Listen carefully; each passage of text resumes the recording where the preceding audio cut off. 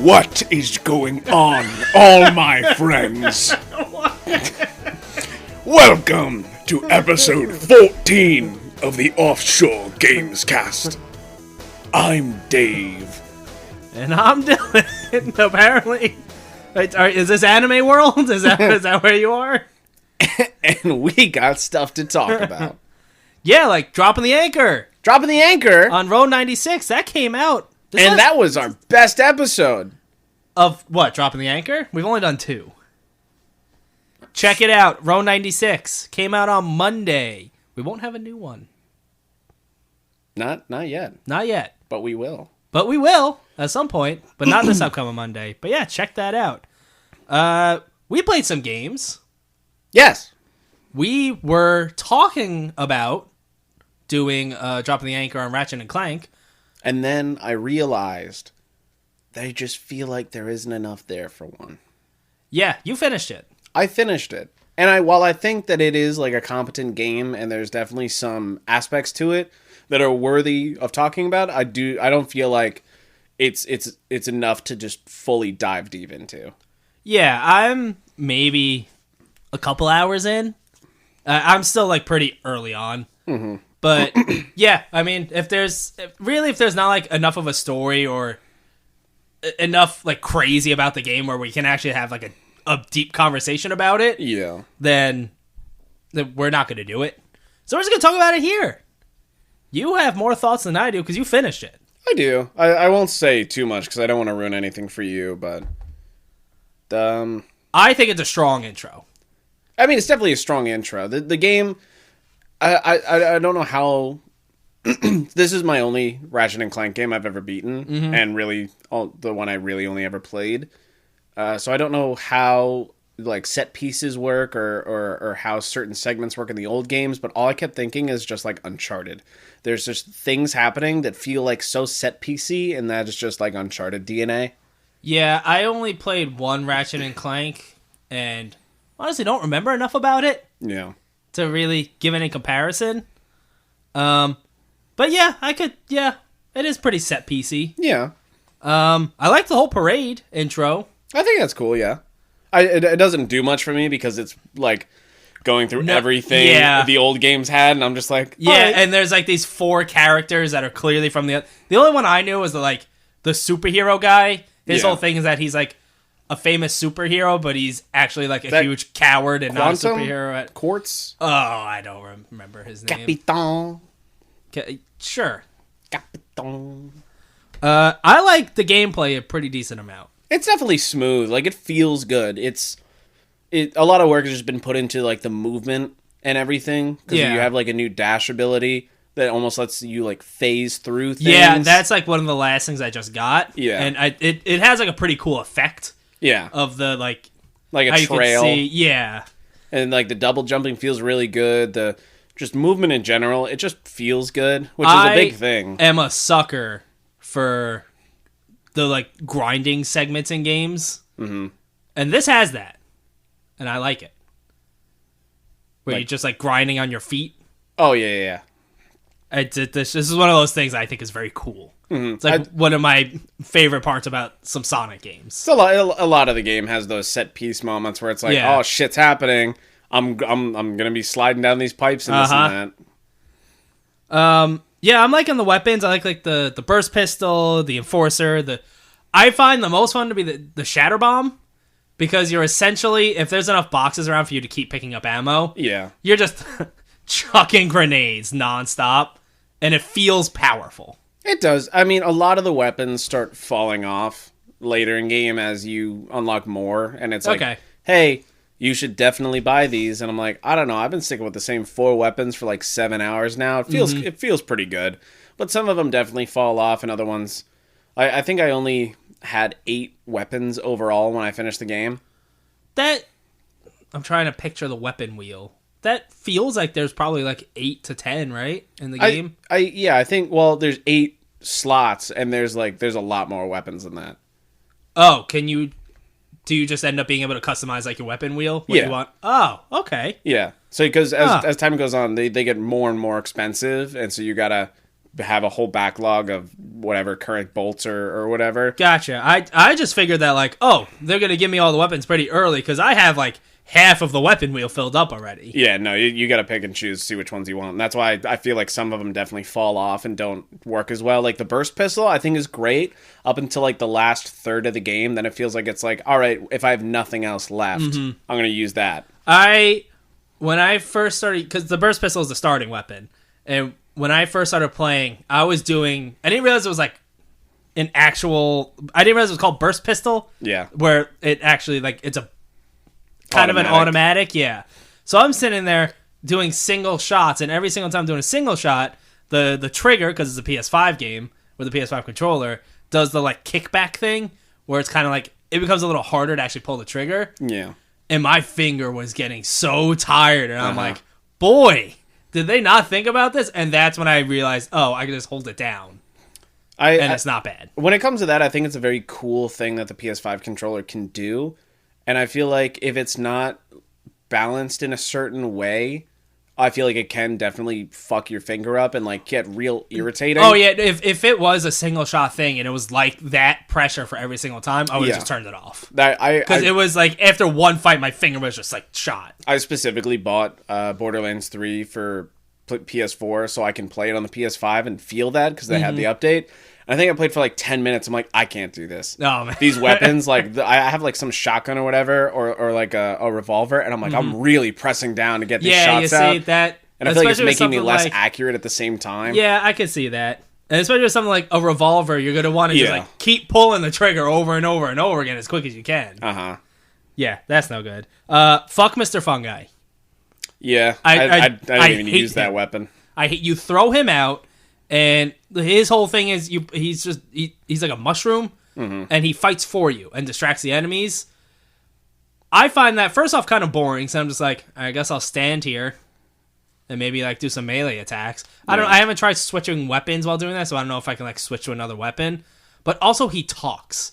And he's like, oh, yeah, I'm here to get the party started. Mr. Fungi over here. Yeah. And Ratchet Clank definitely does one of those things where it's like the main character is just speaking to speak. Yeah, oh my god. I was at the bazaar, and my whole thing was, I don't remember exactly where. I had to go to Club Nefarious. Yeah. And I was more like, well, there's some other paths I could check out. I'm going to explore a little bit. And fucking, he would not stop. Ratchet kept saying, I got to get to Club Nefarious. I think it's over this way. Yep. And he must have said it, like, at least 15 times. While I'm just trying to explore and get some side stuff. When you're in the middle of a mission like that, it just forces you until you get some free time. He would not shut up. And you know I don't like that in games. And the main character doesn't shut up like that. I'm sure the magic will wear off at some point. I still find well, first off, earlier in the game, when you're kind of going from, like, portal to portal in these, like, very different kinds of worlds for, like, a quick second every time. Yeah. Just not loading is still, like... I know the consoles are basic... we're approaching a year now, but that stuff still doesn't feel fully realized. Oh, yeah. Well, because these are all games that are... I feel like the first year is still like a trial run and more of an expose. Yeah, and it's still a lot of games that are coming out on the previous consoles and the new ones. So, holding it back. Yeah. So when I actually see it in action, and it's like, oh wow, they're not having to load this world in, like, for these quick seconds. Yeah. It's impressive. It is. And I do like the once you get the ability to kind of, you see a portal in the distance and you kind of, like, you hit L1 to teleport there, but it does it in a way where, like, it pulls the map closer to you, and then you're there. It's a very cool effect. It's very, like, pleasant to look at. I remember watching the gameplay demo that they put out of showing the section when, I think it's right after the parade when you're running through, everything's popping up, and it's like, hey, look, you can pull the game to you, not you going to that spot. And I thought to myself, I'm like, all right, that's cool, but I feel like it'll get stale really fast.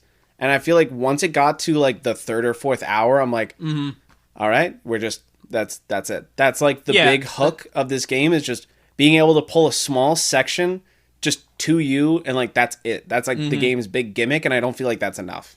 So that's why I said like the magic might wear off for me at some point. I'm still very early. Yeah. So, and I do remember when you first started, you just said to me real quick, like, I'm liking it. I'm digging it. And then you finished it and you were a little more like, it's all right. Yeah.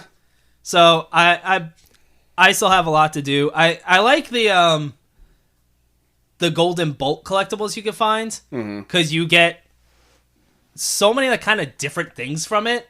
It can be anything from just like an audio log, which for me is just kind of whatever because I don't really know Ratchet and Clank lore, if you will. Yeah. But a lot of them just give you like different cosmetics for like your wrench or for your helmet, which I don't. Did you put on any armor or anything? Yeah. I only completed one armor set my whole playthrough. So right now I only have a helmet still. Yeah. But I do really like how... Is that the one where it's got like the clear visor and it's more of like a bluish, purplish? It has like the it's kind of like a wrench thing from Watch Dogs. Oh, it has like the screen on it. Okay. On the face panel. It's what Rivet is wearing like the very beginning. Okay. That helmet. I like how, and I don't know how it works with all the other armor, but I do like how when you get into a cutscene, Ratchet's not wearing that helmet. You see it, but it does the effect of kind of like Star-Lord with his face mask. Oh, I was gonna say like Iron Man with his nanos. Okay, yeah, like that too. You see it disappear, and then once the cutscene is over, you see it like reappear over his head. Yeah, I don't know. It's a little detail I think is cool. I like that. I didn't mind too much. Like with Ratchet, I didn't put a helmet on him towards closer to the end, but with Rivet, I had that one that it was like it just had like a big visor and it was like almost like an astronaut looking helmet. Okay. And I thought that one was fine because you could still see the majority of the face, but when it did go into those cutscenes, you saw it like evaporate in a way. Okay. But once I got to the end and I didn't give a shit anymore, I just threw a whole outfit on him and I was just letting him do his thing. And it was a really good outfit too because I think it gave me plus 20% experience. That's a quick way to level up. Yeah. But yeah, I like being able to customize characters in games.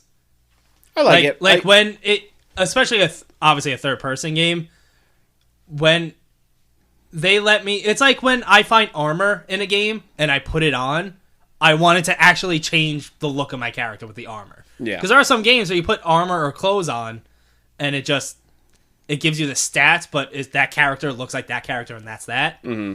It's I guess it's an immersion thing for me. I get it. I was having that sort of issue, but in the fact of I was associating it with like Spider-Man, where I look at Spider-Man and he's got his like iconic suits, and the game's known for like, all right, you're gonna have the ability to customize how you look and all the different suits you can wear. But I feel like I look at those suits and I get it, and it makes sense. And I look at like the armors and stuff from Ratchet and Clank, and either they're memorable and I don't know, or like they just didn't feel like they fit to me. So. Like, I'm so used to seeing these guys in their standard outfits, while Spider-Man, it makes sense for him to be switching outfits all the time. So that's why it didn't do it much for me. As far as I remember, from the one Ratchet and Clank on PS3 that I played, I don't remember armor swapping or, like, putting on things to give you stats being a thing at all. Yeah. I could just be not remembering that, but I don't remember that. But Spider-Man is also just the perfect example of how that stuff should work. Yeah. Being able to put on whatever you think is coolest, but also being able to put on your favorite ability from any suit. It's perfect. Did you go into any of the side mini games yet? I went into a pocket dimension, if that's what you're talking about. No. Okay, because that was just kind of like I went to one pocket dimension. It was just basically like a little platforming area with a couple enemies to kill. Yeah, and then I got something. I don't remember what I got. I got something. That's a side thing, not like one of the mini games like I'm talking about. I don't believe so. Because like remember I told you there was that section where Clank's stuck and he's got to do that puzzle section. I haven't played any more from what I told you, so I'm still like separated from Clank very early on. Like it's just... There's a pretty interesting mini game that you come across during main missions where Clank has to go into this like middle empty dimension and have to open up a set of 3 doors in throughout 3 sections to be able to complete this so-called mini game. Okay. And the thing is that there's this pathway that goes from one end to the other, but it's kind of a bit of like a puzzle, and you have an assembly line of imaginary Clanks running from A to B, and you have to get it so they could go from A to B. But there's they're falling off. You have to find these certain colored orbs with different abilities and put them in certain spots so you can have them finish this so-called obstacle course in a way. Okay, that sounds fun. The first time. Okay, does it get frustrating or just repetitive? You do it 4 times throughout the game. And each time it's 3 sections. So 12 total puzzles, if you will. Sure. Okay. Because each one you have to, like I said, bring them from A to B, which will open up a door. You go through that door, it's section 2. Do that one, open the door. Section 3, open that door. You're done for now. Got it. The first time it's like, all right. Are these optional? Nope. Okay. Nope. And they're like right in the middle of like main story missions, like shit's going down and you have to do this to continue. Okay. The first time I'm like, all right, it's a bit of a change of gameplay. It definitely slows it down a lot from where it was already pacing. And I thought the first time I did it, I'm like, all right, that's fine. And the second time I did it, I'm like, all right, this is happening again. And then the fourth time I did it, I'm like, man, I don't want to do this anymore. Because obviously as the game goes on, the puzzles themselves will get harder in difficulty, being more complicated. And with the change of pace and just knowing that I have to do one again, it's like, oh, come on. Mm-hmm. But luckily, after the fourth time, it was done, but there wasn't that much of the game left anyway. Okay. The other minigame is a lot more enjoyable. Which, also necessary or optional? So there's more than just like the main story ones. So it's both. Okay. Like I did one of these and I ended up getting a golden bolt out of it, but the rest of them I think either 1 to 3 times. Okay. For you have to, where you get this little you come across this terminal and it's full of like this like bug gunk, like it's all sticky, like looks webby, and you are given this little device with a small like nanobot in it called Glitch, which is like a little spider. Okay. And what you have to do is you enter in and you're playing as Glitch, and you are climbing on walls, on the ceiling, going from the beginning to the end of the section, taking out all of these little like bug nests that have like put themselves inside and are fucking up this thing. But you're shooting, so it still feels like the same pacing wise as the standard gameplay, as you're just running around shooting and whatnot. The only difference is that some of these nests will have like a shield over them, and you'll see like a pulsing wire to like a pressure pad that you have to stand on. It'll take it down, and then you have to use, it's like I think it's LT to shoot like rockets to blow it up, while all of these little like bug mites are coming around you and you gotta shoot them and whatnot. It's a much faster, more enjoyable mini game that I feel like I really liked. Okay. I'm interested to see how I feel with them, because I'm, I like me some mini games. Yeah, like I said, I think the Clank one gets real tiring pretty fast, but I think the Glitch one is the most enjoyable of the two. I also really enjoyed the little like basically Pixar movie that they're putting on, because the attention to detail and everything is pretty insane. Yeah, and when you're in a cutscene and everything, or even when you're not in a cutscene, just like visually, it's a very good looking game. Yeah. It's obviously not like that hyper realistic type of thing. No, but for an animated cartoon, it is. Yes. Yeah. It looks very good. Mm-hmm. And yeah, totally like a Pixar movie type of vibe that I like. I like being able to see. Definitely, like, the expressions are very on point, and how can move a scene better, and looking at, like, just the detail on, like, the little hairs on their ears or on the tail. And one of my favorites thing is, I was telling you, is I kind of got distracted during one of the cutscenes because everything has so much detail in it, and there's a lot of effort into the animation and detail, where I'm looking at Clank's head during this cutscene, and I cannot pay attention to any of the words or anything because his fucking head is so shiny. Like every single light and everything is reflecting off his literal chrome dome. And like I'm seeing like the stretch, like figures of things walking by. I'm seeing like just lights hitting him, and he is just like no blemishes, nothing. He is so shiny. You would think. I mean, you play through the whole thing, and I imagine he goes through some shit. How does he stay so shiny? He's shiny the entire game. He's so fucking shiny. Like I feel like in a cutscene, I wouldn't be surprised if you just hear him go and like spit shine himself real quick. He takes care of himself. Yeah. You got anything else to add? I feel like besides that, I don't really have anything that wouldn't be almost spoilery for you. Okay.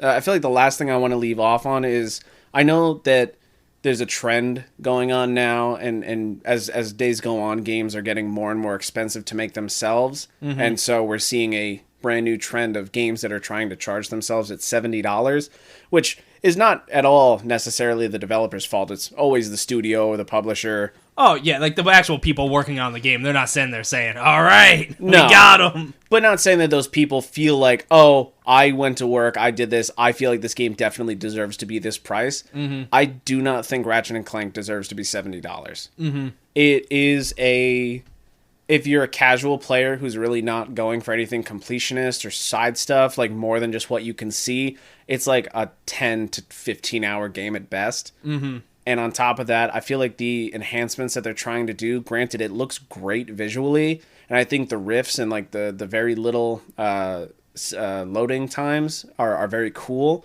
But for the story that you get, which I feel is a very well done but already been told story, and all the other aspects about it, it just doesn't feel like it is worth something that is that price point. They is not going to make as much of an impact and doesn't stay around for as long as many other games do out there. Right, and that I agree with you. And not as a knock against Ratchet & Clank. Yes. Because again, like the people that made this game, they're not the ones sitting there picking price points. No. And I'm sure it was an expensive game to make, and I'm sure they worked really hard on it. Yeah. And like it looks great. It feels fun. Where I'm at right now is very early on. I'm really enjoying it. Yes. But when it comes to the price raise in games that we're seeing with the new consoles, with the $70 games, if I'm paying $70 for a game, I want it to either visually completely blow me away, like a huge step up from what we've seen. Yeah. And this is obviously a step up from past Ratchet and Clank games, but I don't know, that level. Or I want it to be doing something much bigger and more expansive that previously we could not have. And taking that as an example, I don't think Ratchet and Clank does that. Right. From what I've played, I agree. That's why we both waited until there was a GameFly sale where you could buy it used for like $50. Yeah, we were lucky enough to find it for like $47.99. I think after tax it was like $52, $53. And that but with what I've experienced with this game so far, I'm happy to pay that price for it. Yeah.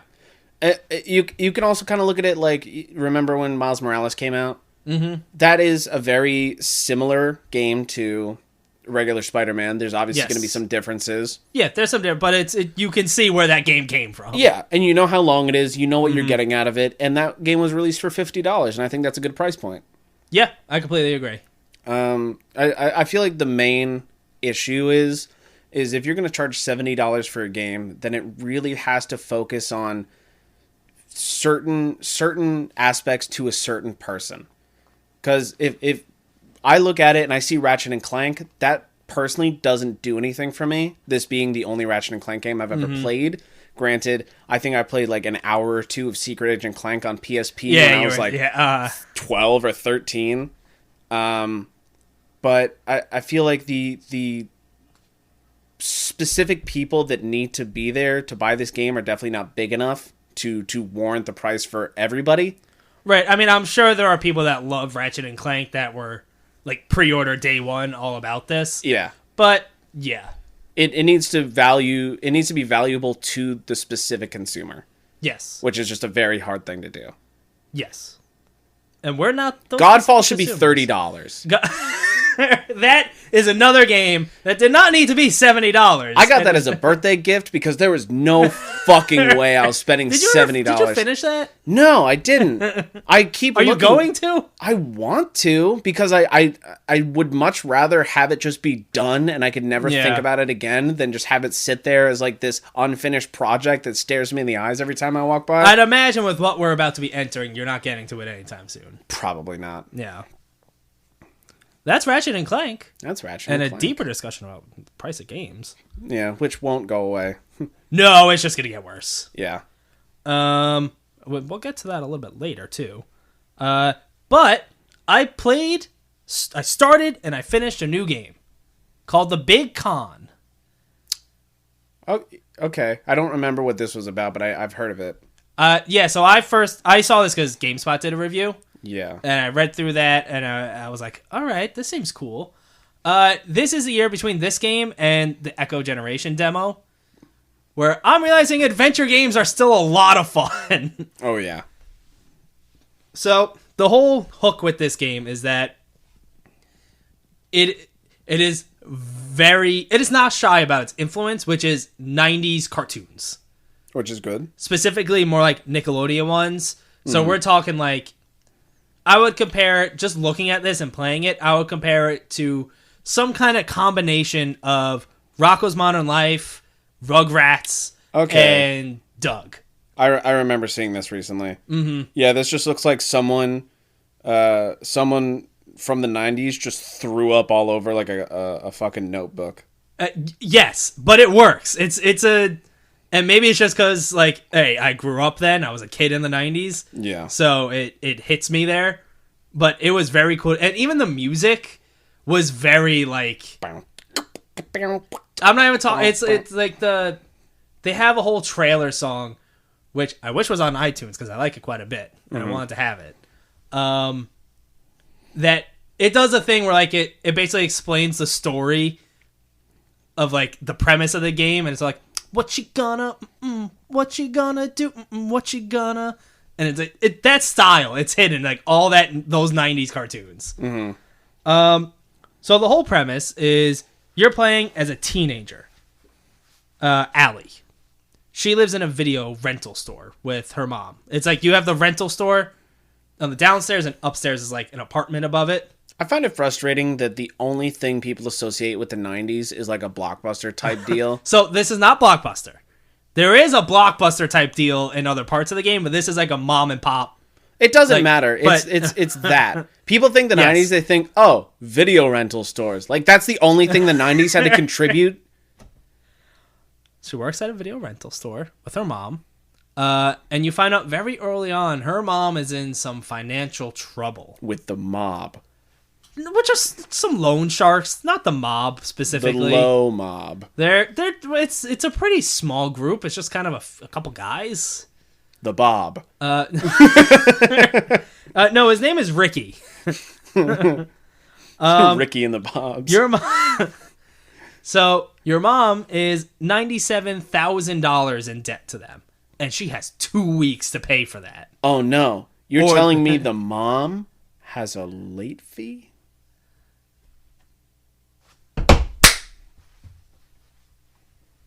Keep it in. I wasn't going to edit that out. I know, because it's the best joke. Oh, yeah. I lost my train of thought now. She's $97,000 $97,000 in debt to the loan sharks. And she's not making money because she's sending you off to band camp to be what she couldn't become. You're playing the trombone, which is going to get you into the special music college, and you're just kind of like, I don't really want to go to band camp, Mom. I was going to say.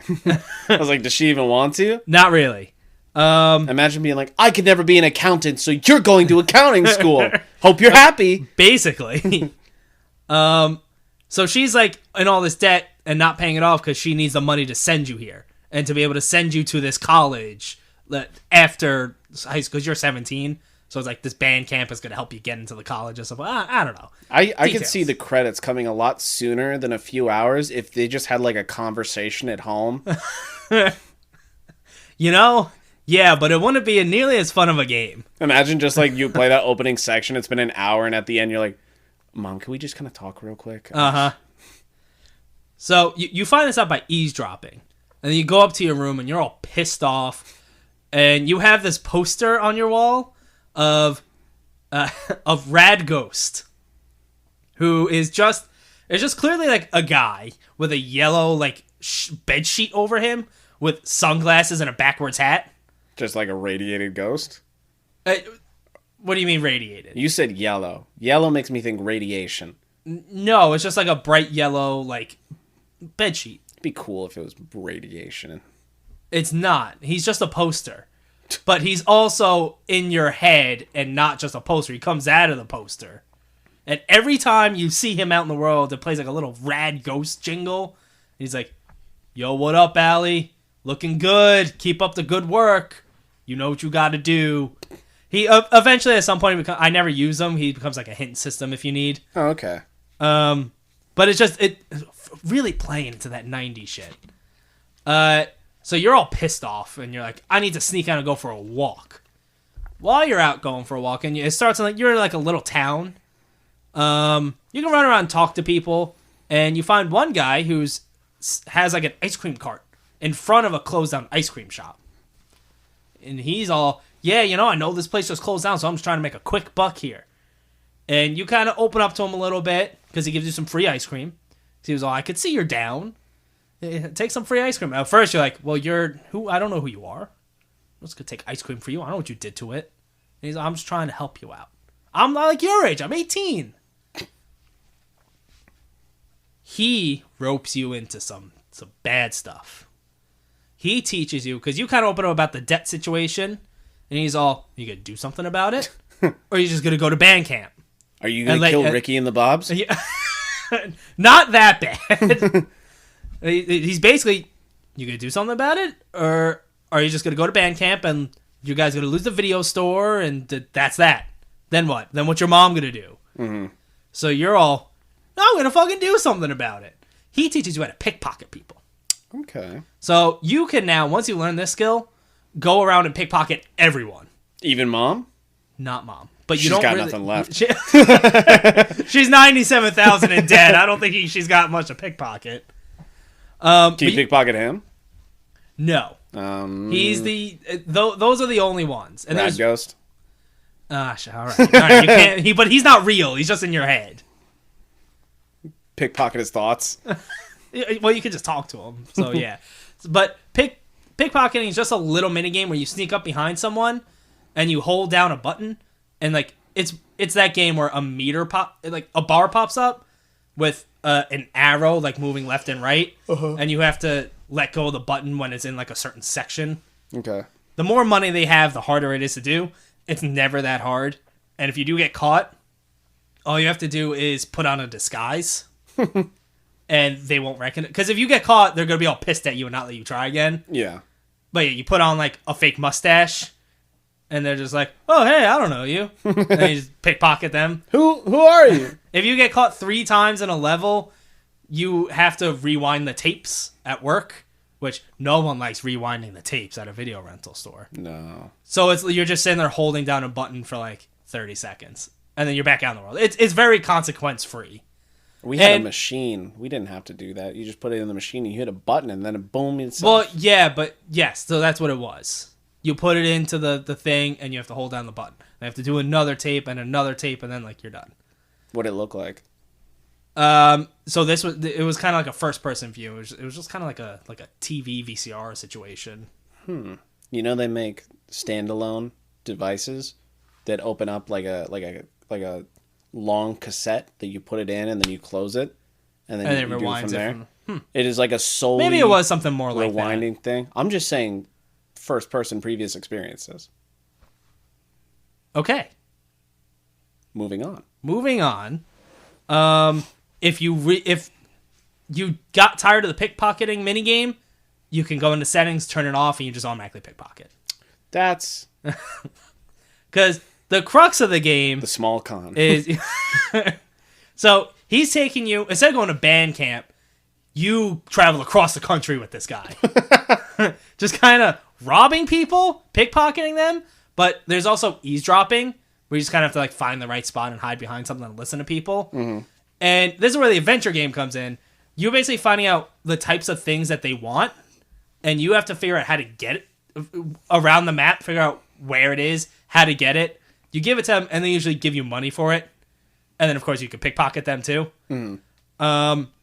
So, for example, you're on a train as one of the maps, and this old lady, is really complaining about her seat with the sun hitting her. She's like, I don't have any sunglasses and the sun's hitting me. You're like, well, why don't you just move?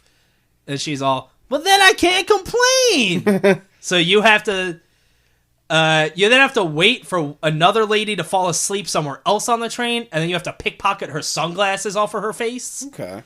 And then bring the sunglasses to the other lady, and then she gives you money for it, and then she gets up out of the seat, which I think lets you get like another thing. It's that.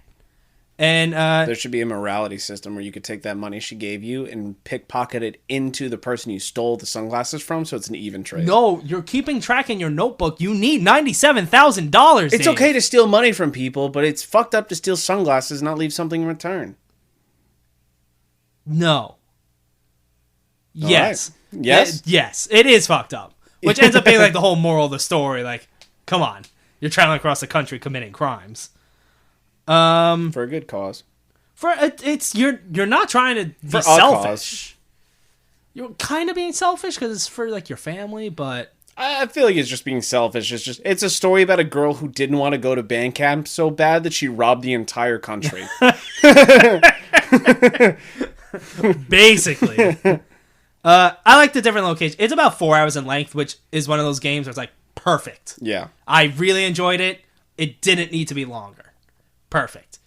The different locations are fun. You start in like a small town and you kind of go to a mall, to then the train, to then basically Vegas, and then a whole like big casino's another level. Mm-hmm. And they just kind of keep getting bigger and bigger. And as you can see from that progression, people are having more and more and more money. And yeah, it was fun. A lot of fun. I'm gonna have to get that. How much was it? $15 on Steam, I believe. Oh, it's not bad. It's on PC and Xbox, I think. I don't know if it's on PlayStation. I can check, because I had it looked up already. Big con. Microsoft Windows, Xbox Series S and X, Xbox One. Yeesh, that's it? Yeah, so PC and Xbox. But yeah, I had a lot of fun with this. This is the game. I can look at this game and be like, all right, this is like a dark horse candidate for the like my 10th favorite game for this year to be in my top 10. Okay.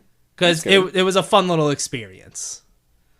And it really nailed that 90s cartoon aesthetic in the best way it could. Mm-hmm. Like the background where it has when people talk, it cuts to a background where it's just like a pastel color with like little squiggly lines all over it. And I'm looking at that, I'm like, this is giving me very Rugrats vibes with like their episode title cards that have like shit in the background like that. Yeah. And the way people are like, oh, Ricky, the bad guy, he has like bright pink skin. It's like, okay, it's Doug. Yeah. Doug has all these different crazy color skins, and it's just it does good by that. I'm gonna have to try that. It never feels like forced.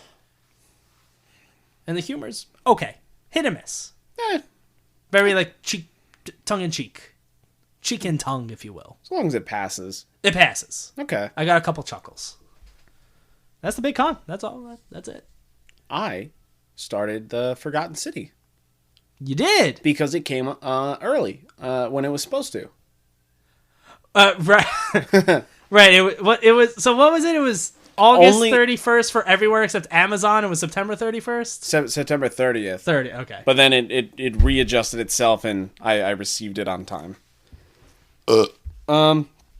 I am I think I'm like an hour 45 into it, and I can't go into too much. So I will say, and I was worried you would see it, they're on like their Twitter account and stuff are much more open about the thing. Yeah. But I was completely blind to it. I had no idea. I mean, I still don't know anything. About the... You do know the thing I'm talking about, though. Well, if that's the thing. That was the thing that I had no idea about. I was like, oh, that's what we're doing here. Okay. Is that it? That's the thing? I mean, there's more to it. The thing they do with it is very cool, and the way they handle it. But that's the thing, yeah. Does that make sense to you guys? It probably makes sense to people that have played it. Can't go into much, because one, I haven't played enough, and two, we might be doing a little drop in anger on this one. That's the current plan. Not for this upcoming week. No. I gotta beat it. He has to beat it. And this really is one of those games where you can't really talk about it without just talking about the story. Yeah. Because that's what this game is. I will say some things. I will say that it definitely controls well. It feels good. Mm-hmm. I'm a big fan of how the camera feels. It feels extremely responsive for a game like this. And I feel like that should be, whatever they did for this should be like the standard for certain first-person games, because it's smooth and it feels good. There's a cool feature that more games should also have, where when you're trailing an NPC, you can just tap A and just automatically follow them. Yeah. Which is just so nice. Yes, because the way most games handle it is you can't just do that, so you have to actually walk with them. Mm-hmm. But your max speed to just hold down forward, which is what we all like to do because it's the most comfortable thing, is too quick because they can't make that NPC that fast, because if you travel behind, you'll never catch them. Yeah. So games should just have this, or else, because if you want to like try and be immersed and like walk their pace, you have to like purposely try and hold the stick at just the right way. Yeah. And then like for me that becomes distracting. And for the most part, anytime those situations are happening, there's a certain set of dialogue that is measured out for that walking period. Yes. So it's better to just have the player just be like an autopilot body behind them. Yeah, because you're there just to hear the dialogue. Yeah. I think the last thing that really stuck out to me was, and I don't know if I'll use this during my main playthrough, but there's a little option to switch the art style using the D-pad. Oh, I didn't even notice that. What does it do? Really? I had no idea. There are 11 different art styles for the game, ranging from black and white to like old film. Interesting. There's even like a black and white cell shaded and like a colored cell shaded option. There's a mosaic, which makes it look like it's being played on like a Windows fucking Vista or whatever. Like and you can just hit down on the D-pad and just switch on the fly whatever visual style you want to see in that moment. I thought that was really cool. That's interesting. Yeah. How many of them I'll use? I don't remember one. I think it's called like Vegas or something. It like really set some cool colors and tones that I was almost debating on being like, maybe I should just have this one on all the time. Mm-hmm. I might have to play around with it and see how I feel, but it's cool. That is cool. I didn't even know that's like the photo mode filters that are in games, except you could just have it on. Yeah. That's cool. And I think that is all that I will really say about Forgotten City until we drop an anchor on it. Right on it. I have a little update on Neo, The World Ends With You. I'm on my second week in that game now, and I have hit the point where I stopped doing all the side stuff because it became too. So, do you remember I was talking about? There's the friends, like relationship tree thing, and a lot of those. So it's like pretty much every character that has a name is on this. Ricky. So we're talking like shopkeepers, restaurant owners, where you're just going to buy different clothes for like stats and stuff, or food, because if you eat the right food that your character likes, you get permanent stat buffs. Mm-hmm. And a lot of that is like, become VIP level 3 with this shop. In order to do that, you have to buy pretty much everything from their store, which can become pricey, which means you're then grinding out fights to get pins to sell for money. But you love games with grinding sections. No, I don't. You said you did. No. Not like that. I love when games have grinding sections. Not like that. That's what I thought you were saying at first. And then you said, when you're sliding on your feet. Yeah, no, grinding like that. Yeah. I was wondering why you like paused there when I was saying that. Because I'm like, who the fuck likes grinding sections? Because it's literally called grinding. Yeah, no. And you can only eat so much until you get full. You have to eat at every restaurant 3 times to become a friend with that person. Your tummy hurts and you go throw up. You get full. And the only way to become unfull is to go fight. So it's a lot. Like Yakuza. It's a lot of grinding in a way that was like, I'm getting more invested in the main story as it goes on, and I'm getting less invested in grinding. Also, my last quick little update with this. Tell me. There's actually 2 little ones. 2 little ones. Tell me. I'm really glad I played the first game, because this is having a lot more connection to that than I thought. Okay. Like, more returning characters than I realized, and you'd probably be fine just playing this. Yeah. But, like, today when I was playing, and this one character made a return, I was like, oh shit, that's cool. Whereas if you didn't, you'd just be like, alright, who's this guy? I don't know anything about him.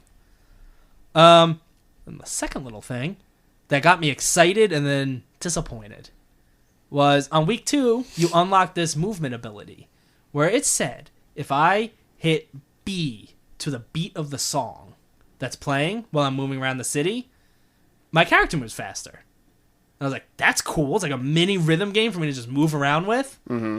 Then it became disappointing because, yes, while you're hitting B to the rhythm, you are moving faster, but your character does these like set little animation things where he'll be like doing like a little jump, then like a little flip, another little jump, but that doesn't stay in time to the button presses. It's just kind of like the animations he does while you're doing it. Uh-huh. So I'm hitting the button, but it's not lining up with the different jumps and stuff to the point where it just kind of becomes frustrating and like a very unsatisfying little rhythm minigame. So it's like you got to do it every other time? No, so I'm still doing to the beat of the song, and it works. I'm moving faster, but the animation is set to... Because different music plays. Yeah. There's different songs that play in the background that will have different beats. So your character, his movement when you're doing the speed boost is like the same set of animations that will not become slower or quicker depending on the song. Okay. So the timing is just wrong in a way that makes it disappointing.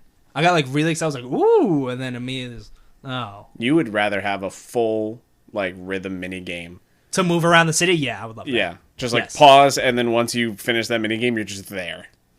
Yeah. Yeah. But I'm still having fun with it. The story. I'm getting a little like on the combat. Yeah. Because it's really nothing special to me. But the story, good. It's good. That's all I gotta say about that. Was that it? That was it. We did. It's been a lot. I mean, Road 96 was a main thing I'm trying to finish. Yeah, and we get that out. And there wasn't a lot new this week. Yeah. Hence us like playing some Ratchet or like these other games.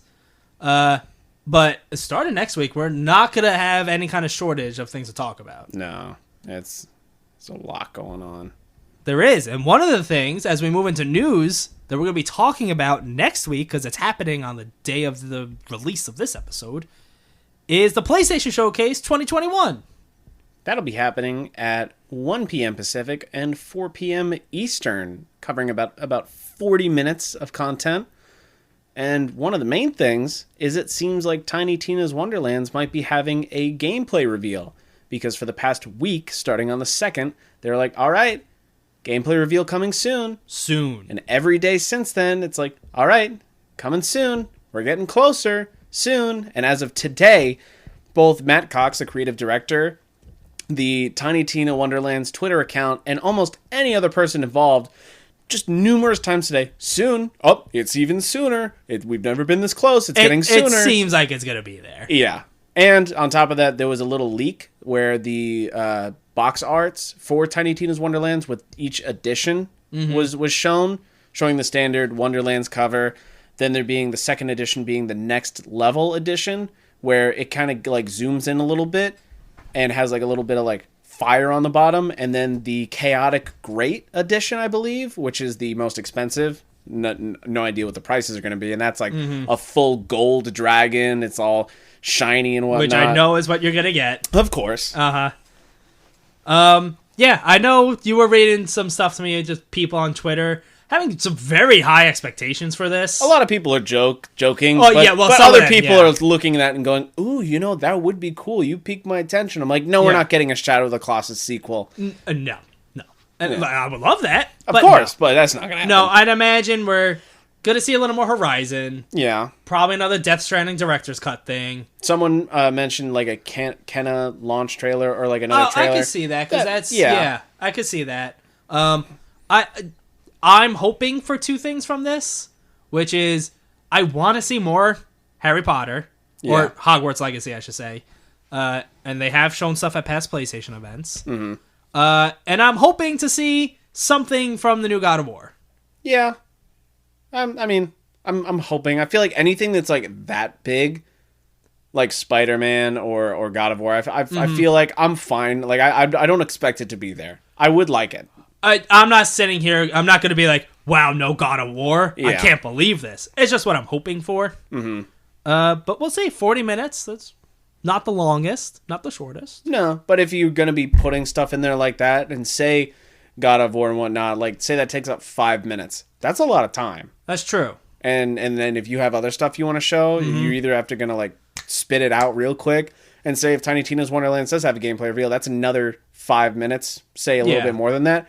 Boom, a quarter of it's already gone. And then another 25 minutes of Death Stranding director's cut. And like Hideo Kojima just kind of like talking. And then Jeff Keighley in the background like crying. Because he's just so happy. Because he's Kojima's best friend. Yeah, and he's going to be in the Muppets Haunted Mansion, whatever, a month from now. He's just kind of in everything now. Yeah. He's everywhere. His business card is actually a contract. Once you take it, you have to put him in something. That's how he gets you. Yeah, I was like, ha, gotcha, you're contractually obligated now. That's how he gets all these games for his shows. Yeah. He gives them the business card and says, your game's got to be there. He mailed in one of his business cards to Kojima, and he picked it up, and all of a sudden, like, Jeff, like, phased in. He goes, I fucking got you! You're mine! Best friends forever. And he like handcuffed him with like some spiritual handcuffs that you can't see. But we'll be doing a full recap on that next week. I am excited. Speaking of PlayStation, they fucking spent some money. Oh, that's not where I was going with this, but sure. Yeah, this is small. They spent some money. They did. And they bought Fire Sprite Studios. You know them? I do because you told me about this earlier. Yes, they apparently have worked on Wipeout, the franchise, like the super fast sci-fi jet rocket car racing game. Not Wipeout the show. No. And The Persistence, which is a VR game, like puzzle game thing. Yeah. Welcome to the family, son. Oh no. Is that what PlayStation is? Yeah, they're coming to beat the shit out of people. Where I was going with this was let's talk about Horizon. Yeah, and their whole situation. Yeah, the mess that they had to clean. Yeah, they did the thing where they did fucking typical PlayStation bullshit, but then like they did the right thing by it. But which it still kind of doesn't mean a lot because they shouldn't have done it in the first place. It shouldn't have been this way in the first place. So here, when it came to Horizon Forbidden West, that's coming out on PlayStation 4 and PlayStation 5. Originally, there was going to be no free PS5 upgrade, and you couldn't do the thing where you just buy an upgrade. Yeah. You only had dual entitlements, what they're calling when you have like the PS4 and PS5 versions, which is also a very annoying way to handle this whole thing. It sounds bad just too, in general. When you call it entitlement. Yeah, it does. Yeah. But also just like when you buy a game on the PS5 that's also on the PS4, and then you have to make sure you're downloading the PS5 version and not the PS4 version. Mm-hmm. It's just kind of annoying. It is. Especially because I don't have a Series X, but doesn't Xbox handle it like way better? Absolutely. When they have the ability, their use of smart delivery and just the fact of like I can only imagine the amount of extra money that PlayStation has to throw out in creating different discs, different versions of the game, different boxes, different box arts. Yeah. When Xbox literally just adds like in the top corner Xbox One and Xbox Series X, and just you can just use the disc wherever, and it's just like an online downloadable upgrade, which is just real yummy.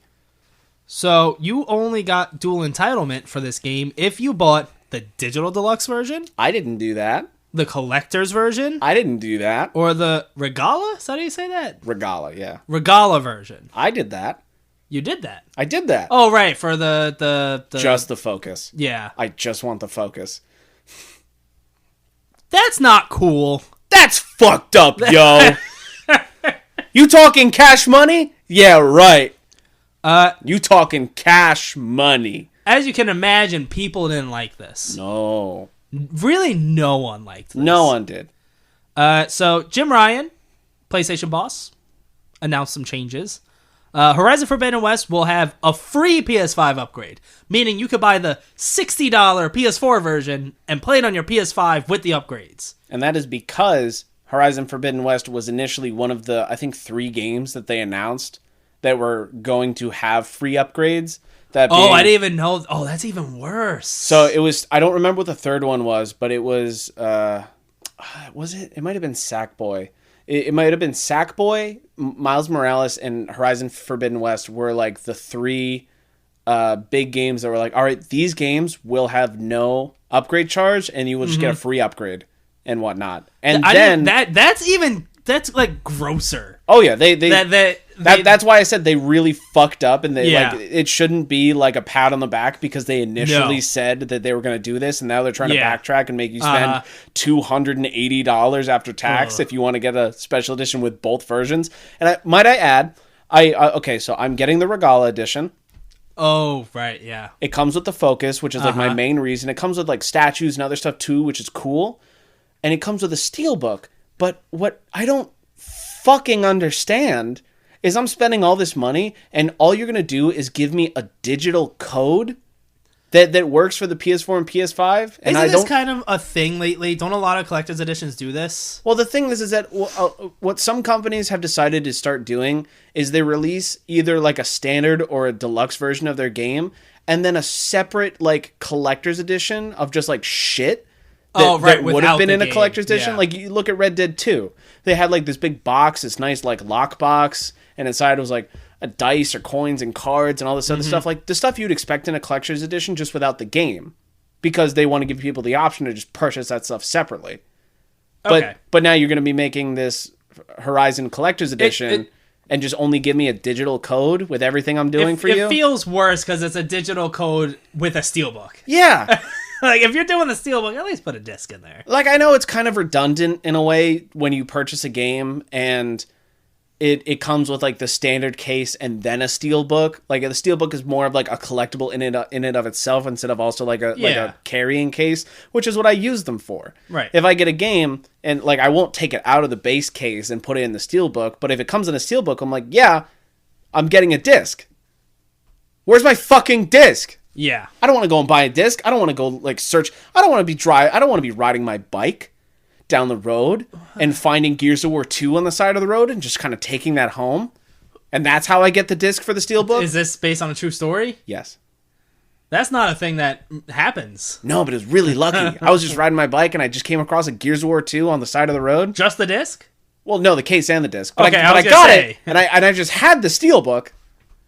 That works. Yeah. Anyway. He also said moving forward, games that are coming on PS4 and PS5, you can do the $10 upgrade fee, which is essentially like the $70 version for the PS5. Yeah. Which they said the next God of War and Gran Turismo 7 will both in fact have those, and any PlayStation first party title from that point on, because they're obviously not going to announce shit that's not announced. Right. So any games that have a PS4 and PS5, we're going to get to a point where there is no PS4 and PS5. It's just PS5. Yeah. But I guess it also makes sense with how hard it still is to get a PlayStation 5, and with how hard it looks like it's going to be for a long time to get one. Certain analysts are saying that this scarcity might go until 2023, which is insane. Imagine it being 2023 and just people are still fighting online. Boy, I'm glad we got it. Like, every week and a half, I see GameStop trending on Twitter, and I'm like, I wonder... Oh, nope. It's just people tweeting GameStop so much because GameStop in like 15 minutes is going to have their PS5 thing. Try to join now. Speaking of PlayStation... Again? there was a Sean Layden interview recently. There was. With Bloomberg. This is the ex-PlayStation boss. Yeah. Who just kind of, at one point, left. And it was just like, oh, he's leaving. So he did an interview with Bloomberg. And talked about a little bit, like, why he retired the way he did. He basically said he felt he was at a good point. He had a good career. I think it was like 32 years or something. Yeah. And going out on a high, he had a good legacy, finish it.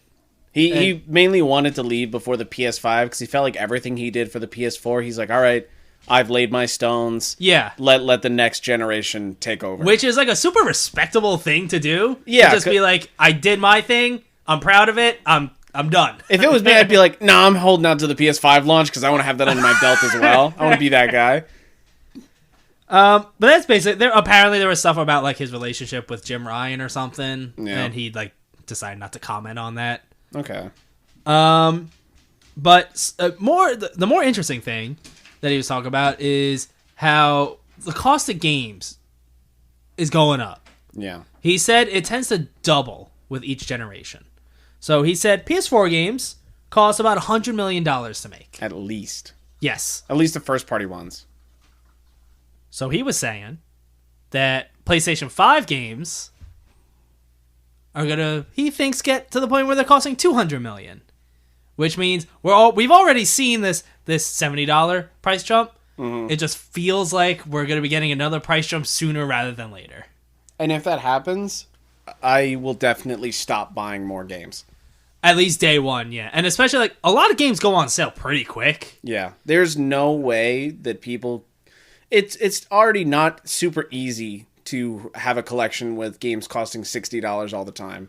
No. If you like a lot of different genres of games and you want to keep up with new games... Yeah. It's fucking expensive. I mean, to any of the collectors out there like us, it is... Oh, well, yeah, that on top of it. Hurts. Yeah. Uh-huh. Also, I trust him on this because he's been in this business for a while. Mm-hmm. He also thinks with the cost of games going up like this, that they're going to try to be less risky with things, which means we're going to be seeing more sequels and less new IPs. Because you can reuse assets from previous games. Right, and like stuff like God of War. That's a name you know is going to sell. Yeah. If you just come on this random new IP, it could completely flop. Yeah. You don't know. So that's a bit of a bummer. I love me some sequels. But True, I love a good mix of sequels and just some brand new shit. Yeah. That's what we hope that indie games do. And they're so incredible and get blown out of the water that they get sequels. Yeah. Yeah, pretty much. I've been waiting on Echo Generation 2 for wow, Echo Generation 2 before the first one's even out? Dude, I'm so excited for the second one. Did you hear what they're going to do? Because I have no idea. It's going to be another adventure. Oh, in a game. That's all my PlayStation news I got. I don't know if you got another news thing you want to talk about. I don't know if I have any more PlayStation news.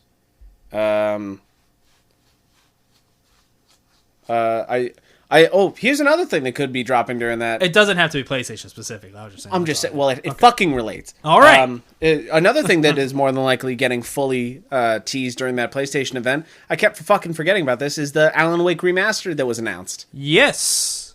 So this kind of got leaked beforehand. Yeah, from Rakuten, Taiwan. It was rated in Taiwan for PS4, PS5 dual entitlement bullshit, and Xbox One and Series X with their shit. And I mean, it makes sense with what I've heard, the Control DLCs ended, and it really looks like Remedy is putting all their focus into that universe now. Right, because they said like when Control came out, they're like, yeah, this is part of the Alan Wake universe. They're in the same universe, same world. And I think one of the objects of power, what were they called? I think that was it. Is that what it? Okay, yeah. Wasn't one of them like straight up from Alan Wake? Yeah. I mean, like each object has its own instance, and that's what the main part of the AWE expansion was about Alan Wake. Okay. So I didn't play the expansion, so I didn't. I didn't play them either yet. I really want to, but that whole DLC is focused on like a more modern day Alan Wake, like a more grizzled one. Mm-hmm. And I never finished the the original game, and I'm very excited when this releases, which they say is in the fall, but from what the ratings board showed, it looks like it could be October 5th. A lot sooner than anyone expected. That's like a month away. Yeah. That's pretty soon. If it does get announced during the event today/tomorrow, then it just, boom, wait 1 month, it's here. Yeah, which is cool. Yeah. I also gotta say, I like how they announced this game. They did it through an Alan Wake fan website called The Sudden Stop, where I don't know who at Remedy did it, but they basically wrote a letter saying like, yeah, this is like, yes, we're announcing this, it's real, and they put that up on their website, and that's how it got officially announced. That's cool. That's cool. It's cool to like give back to people like that. Yeah, the ones who give you everything. Mm-hmm. Let's talk a little bit about RGG Studio. Those Yakuza people. Lost Judgment has a roadmap with story DLC. For the first time ever. Well, it would be the first time ever for Lost Judgment because it's not even out yet, and this is going to be the first. That I'm editing. That's a very unpleasant sound and very loud. So for the first time ever, anything in the Yakuza series will be getting actual DLC. Yes. Well, then that's exciting. It is. It's going to be called the Kaito Files, where you play as Kaito. Which is okay. Yeah. And it's going to be about 10 hours long. Okay. And it comes out spring 2022. That's cool. Yeah. I hope Lost Judgment's a good game. Oh, I am excited for it. But on top of that, Yakuza director Kazuki Hosokawa, I think that's how you say it. He was kind of hinting at the fact that, hey, future Yakuza games might not be in Japan.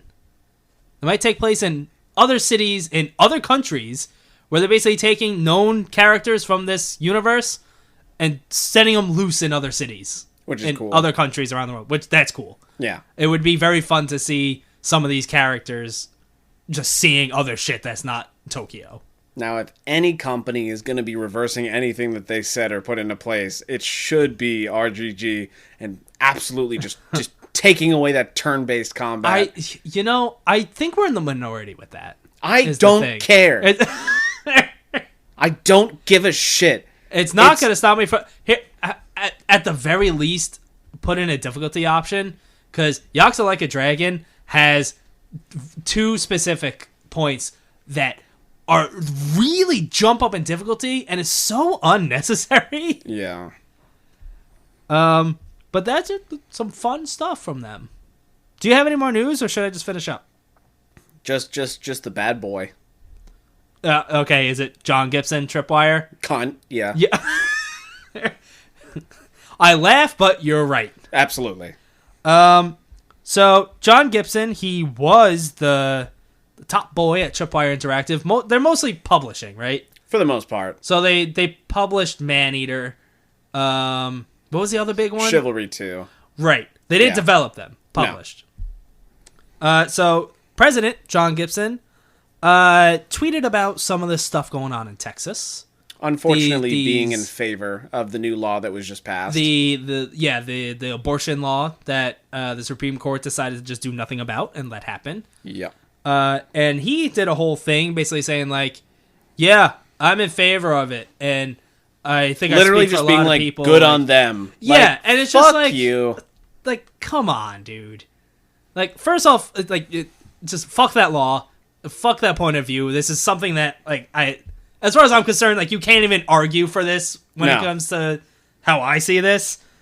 But even if you have that view, what in your head, especially in a position he's in, like, what in his head is going, I'm going to say something about it, and it's going to go great. And he's just like, I'm the CEO of this giant company and corporation. Yeah, so obviously whatever views and interests that I express are going to be expressed throughout this whole company that I am the dad of. Uh-huh.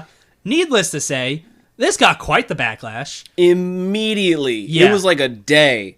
From a lot of different people within the games industry just being like I saw, what's the God of War guy? Corey Balrog? Yeah, he said something that was like, dude, what the fuck? Like, yeah. What are you doing? Immediately after, Shipwright Studios, who was in contract with Tripwire, was like, hey, we're immediately canceling all contracts and anything we're doing. We're starting this process. We're just ending this. Yeah, and it's just. I can't even talk straight. It's so fucking stupid. This guy is such an idiot. Because like I said, it's such a fucked point of view. But even if you have that point of view, why do this? Yeah, he could have just not done this, and everything would have been okay. You think his name's in the Death Note or something? Like he was just like his last hurrah. Since then, he has quote unquote stepped down from his position. I'm sure he was kind of handsomely rewarded.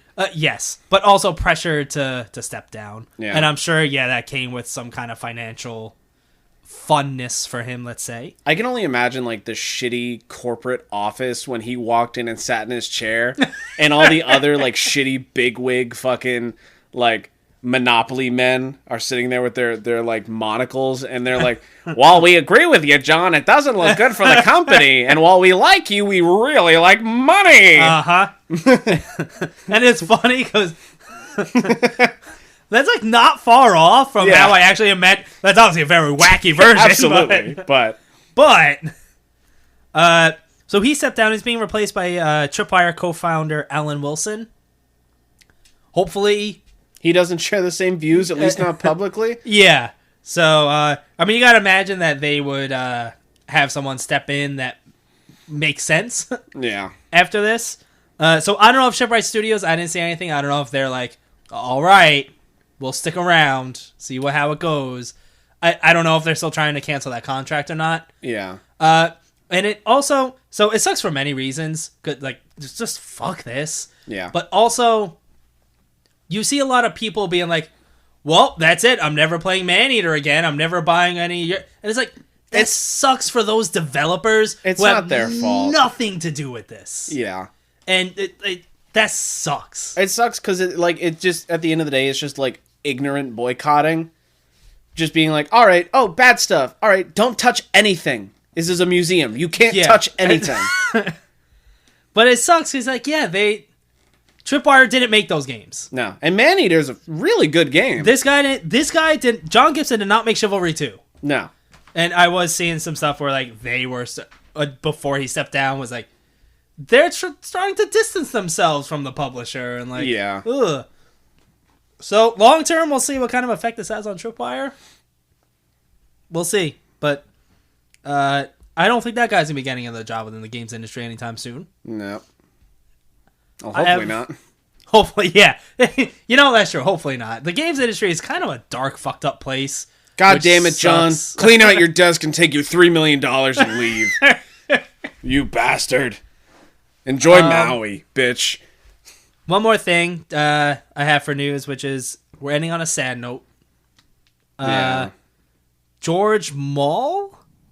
I think that's how you say it. His last name is spelled Mawle. He passed away. And he was being credited as basically being the father, they said, of the Leviathan axe from God of War. Mm-hmm. He passed away September 2nd. He was a gameplay engineer at Santa Monica. And when that happens, like, just basically by all accounts from a lot of people that worked with him, you saw, like, tweeting stuff, just basically like, he seems like a good guy. Yeah. And that sucks. And that axe fucking rules. Of course, it's like the one main thing that everyone's going to remember from that game. Oh, yes. It is. You can talk about the story all day. You can talk about how good it looks. You can talk about everything, but nothing beats how that axe fucking feels. And how you can just throw it so far and wait, and then you pull it back and you just...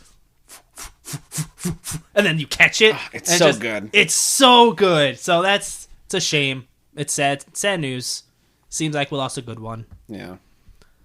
Who knows? Maybe they'll even do something real nice in Ragnarok, which would I hope be awesome. so. That'll be cool. Yeah. Ending that, we got some notable game releases. Shit! I didn't do mine. Give me 1 second. You have one. No, I got more than one. You have one. Well, I probably have one that you don't already have. Probably not. What day is this going until? When are we recording the next podcast? These are game the releases 15th. from September 10th to the 14th. So well, yeah, we're recording the 15th. I got it. All right. Oh my God. All right, let's do it. All right. I'm ready. There's a lot coming out September 10th, so fucking buckle up, kiddos. We got Life is Strange: True Colors, the third mainline sequel in the Life is Strange series, releasing on PC, PS5, PS4, Xbox One, Series X, Switch, and Stadia. Do people still play on Stadia? Is that a thing? I saw an interaction today, actually, of... I don't remember exactly what it was, but it was someone was commenting underneath some game post and was like, "Oh, please bring this to Stadia, please." And someone underneath was like, "Imagine playing Stadia in 2021." And you know who responded to them? Who? The French Google Stadia account. Well, and I went to their account and they had like less than 5,000 followers. And I'm just like, and they're like, "Yeah, Stadia." And it's like who the fuck plays Stadia? Yeah, I don't know. But good for Guy, that one guy. I guess, yeah. Also coming out, probably my most excited one would be Lost in Random. Releasing on PC, PS5, PS4, Xbox One, Series X, and Switch. Very excited for that game. Yeah. Looks so cool. Oh, me? My turn? WarioWare, get it together. No. Oh. Well, okay. Tales of Arise. Sure. They're both coming out September 10th. And? I don't have anything else for September 10th. NBA 2K22. Oh, that's my game. There it is. Oh, yeah. Dylan's favorite sports. You know me. I'm a big sport. I'm a big sport. I'm a big sport. I'm a good sport. So NBA will be releasing on PC, PS5, PS4, Series X, Xbox One, and Switch. Tales of Arise. Really? Switch? Apparently. Okay. Tales of Arise, PC, PS5, PS4, Xbox Series X, and Xbox One. WarioWare, what's that releasing on? Switch. All right. That's it. And lastly, to close it out, we got Deathloop. September 14th, coming to PC and PlayStation 5. That's a chunk of games. That's a fucking chunk. It's a chunk. And no one has enough time. No, or money. Some people have enough money. I know. I'm upset because I ended up canceling my Tales of Arise and Life is Strange because I have no idea when I'm going to get to those games. Yeah. I still got Monster Hunter that I'm working on, and I'm definitely focusing all my time on Lost in Random when that comes out. And then I got Deathloop to worry about because I feel like that feels like an important one. Yeah. I'm still... This is starting in 2 days from the moment we're recording this. I hope they change it because last time I checked, Lost in Random is releasing on Xbox on September 10th at 5 a.m. Yeah, it's weird. Which, I don't know if that's Eastern or not. If not, then that could be fucking 8 a.m. Yeah. And to which, just let me play it at like 9 p.m. or at midnight. I feel like it should just be midnight. Yeah. And that should be it. Just, come on. I gotta work. Yeah. I gotta go work. Yeah. I don't know what I'm jumping into first still. Friday's gonna come.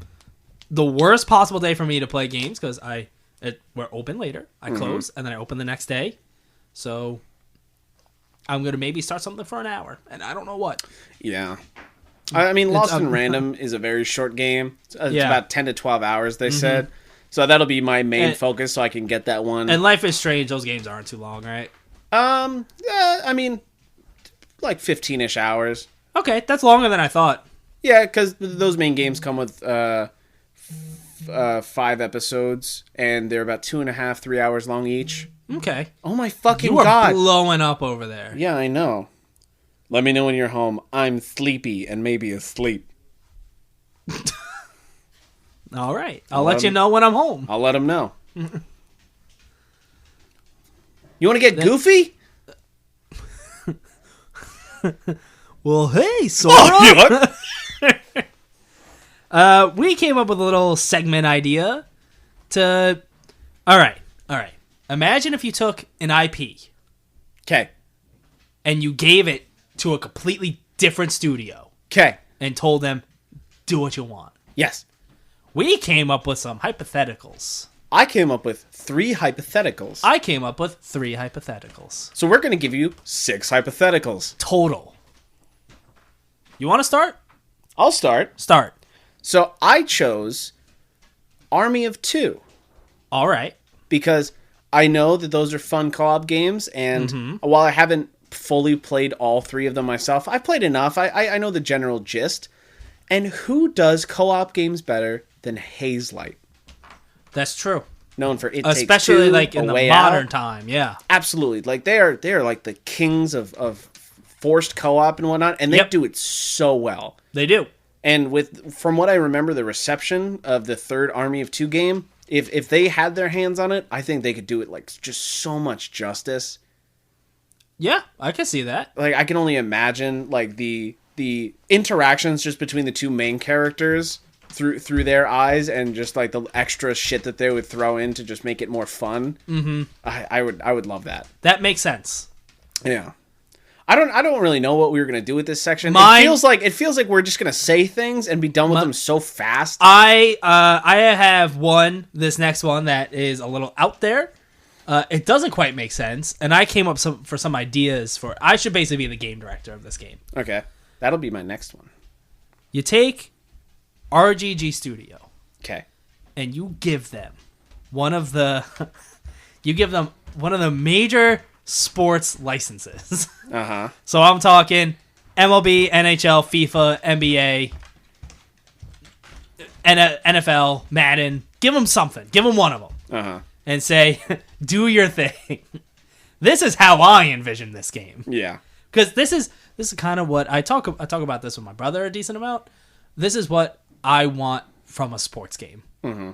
I like playing the sports part, but I want more. Yeah. So all right. Imagine a city like in Yakuza, like Tokyo. It doesn't have to be Tokyo. Uh-huh. And that is like your home team city. Okay.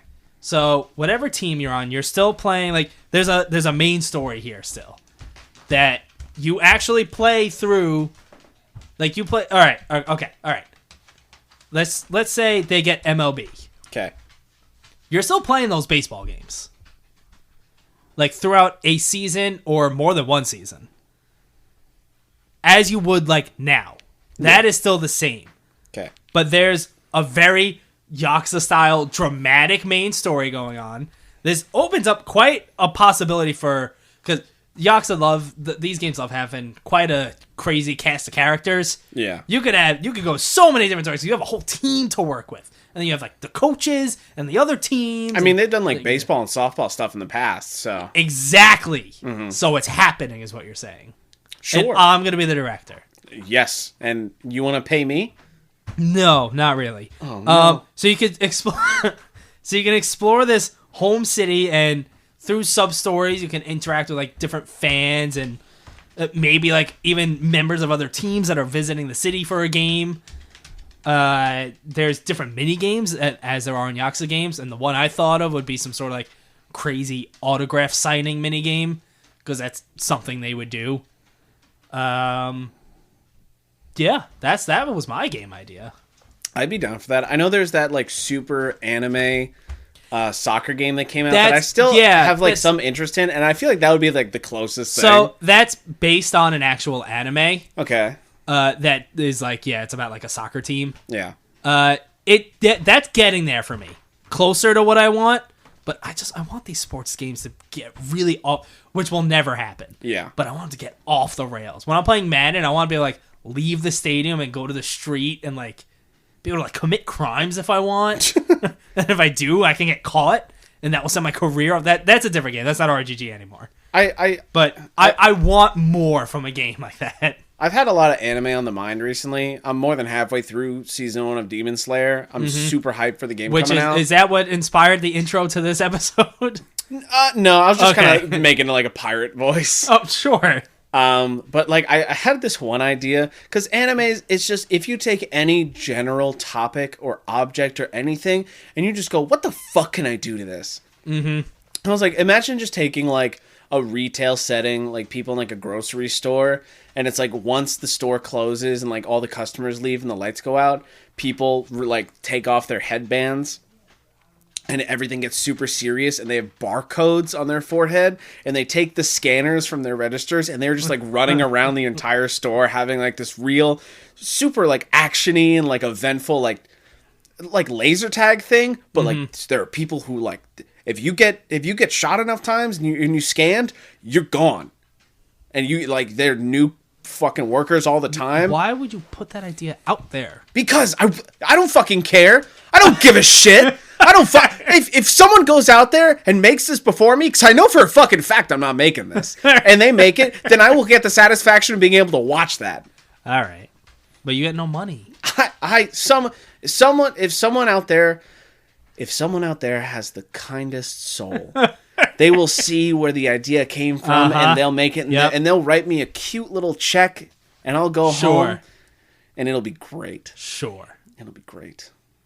What's your next game? I want to give Ubisoft Pokemon.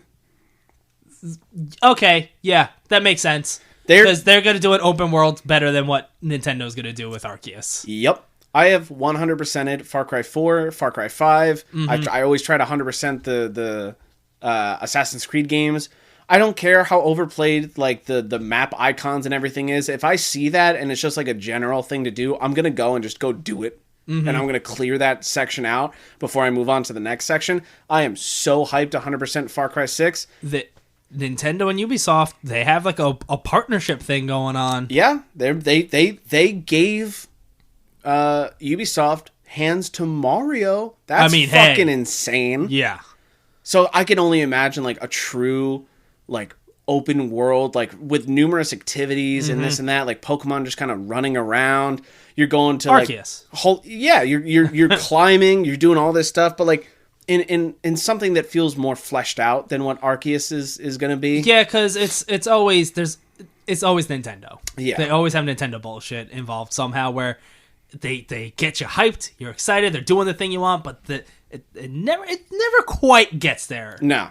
A lot of the times. Imagine hopping around in a certain region and you're literally first person driving a car around and like you're parking and you're like walking into a gym and you have like a battle going on. Or you're first person riding a Pokemon. Yeah, something like that. I feel like that'd be so cool and Ubisoft could do such a great job.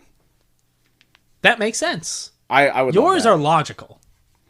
Yeah, because I'm trying to find ones that like really fit together. My last one is a little different, but the first two I just want it to fit. I said to give Rockstar a Mass Effect game. Okay. Now, not mainline Mass Effect. This is a Mass Effect thing I've wanted for a while. Yeah. Take like a side game. It takes place within the world, but you put it on the Citadel, because you can always see. It's like you in Mass Effect 1, 2, and 3, you get like different parts of the Citadel you can run around in. Yeah. And from certain views, you can look down and see like a massive city underneath you. That's where I want this game to take place.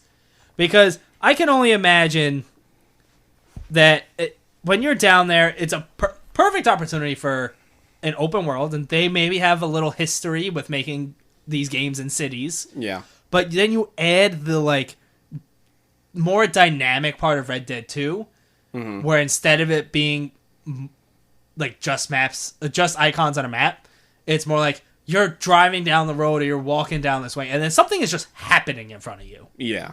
And that leads to like a whole thing. Like, I find that super interesting. And if you put that in the Mass Effect world, and especially in this Citadel City, where it's such a melting pot already for all the different races, so you could just have like everything there. Mm-hmm. I feel like that would just work. But you still get those impactful choices. Yeah. And you can still get more of that Mass Effect lore that you want, because this is such an unexplored part of Mass Effect. And it's like such a big part. Yeah. So I say give a side Mass Effect game to Rockstar. That'd be cool. I'd definitely try I'll be the director. Sure. You're busy. I'm busy, yeah. I have another one that I thought of just in like the interim. Perfect. Do it. All right, I'll have this will be number 3 of 4 then. Yeah. I was like, you know what? You were talking about stuff like that. What if Naughty Dog? All right. Made the next Mafia? That yeah. Yes. I feel like that would fit so well. I could see them having some good like cinematic set pieces within a world like that. I might do it later tonight. I love rewatching the Mafia 3 announcement trailer, like the cinematic one, where you see Lincoln Clay driving, and he's like doing his whole monologue and whatnot, and it feels like Naughty Doggy in a way of having that real intense and like thematic like storytelling throughout just like a small cutscene or something. Yeah. And while the gameplay of Mafia 3, for example, is pretty average, I feel like the level of detail that Naughty Dog puts into some of their games would just work really well with whatever Mafia is. That would be cool. That'd be great. I'd play that. Should I move on to my last one? Because that was just like a quickie. Sure. My last one's also a quickie, though. My last one is a quickie because I kind of want to take something that's already made and I want to let someone else try it. So that's what I do with my first two. When I thought of this segment, these are kind of ideas I wanted for these games already, and I was like, all right, this studio, perfect. Yeah. For me, I want to see Obsidian redo Cyberpunk. Okay. I love Cyberpunk. I don't think it is a finished and fully fledged out game. No, I enjoyed Cyberpunk more than I thought I was going to after like all the reviews came out and like how the game was received. When I actually played it, I was like, I actually quite like this game. It's great. It feels emptier than what it should have been. Obviously, it was not a finished game. No, it under-delivered on a lot of aspects. Yeah, but I still remember back there are that story, and there are certain parts where it really hit. Yes. But with Obsidian's recent track record of just being like really fucking good at making RPGs, I loved Outer Worlds, and I think the writing is incredible and everything they do. While I wouldn't want like a straight up Fallout version of Cyberpunk, I would love to see what Obsidian would do with Cyberpunk itself. Yeah. But you could definitely draw that comparison though between like a Fallout type of game and what Cyberpunk ended up being. Yeah,